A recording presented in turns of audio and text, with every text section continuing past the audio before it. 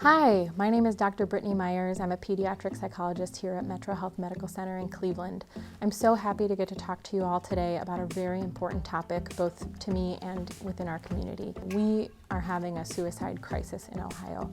A recent study by the Ohio Alliance for Innovation in Population Health found that in the last 10 years, suicide rates in Ohio have gone up 24%. And for youth from the ages of 10 to 14, suicide rates have nearly doubled. Actually, suicide is the second leading cause of death in 10 to 25-year-olds. So chances are you know someone or know someone who knows someone who's been touched by suicide. This is especially important for all of you because individuals with autism are at even higher risk for depression and suicidality. The majority of adults with autism at some point in their lifetime will meet criteria for some mood disorder. And individuals with autism are between 7 and 10 times more likely to die by suicide than the general population. So that's why all of you are so important. Each one of you can play a role in preventing suicide.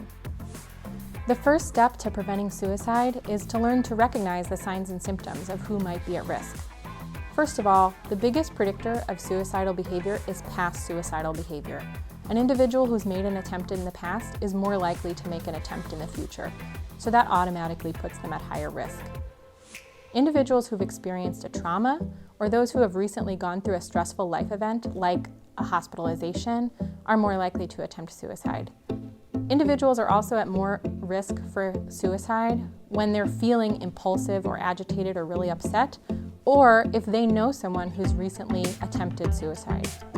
So take a look at the handout that's attached for other potential risk factors to look out for. This isn't a complete list, but it gives you an idea of things that might put someone at higher risk for suicidal behavior.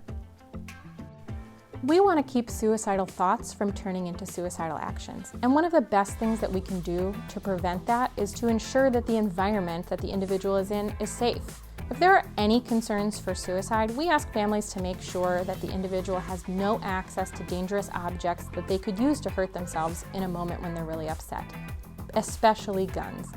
Nearly half of suicides are completed with guns.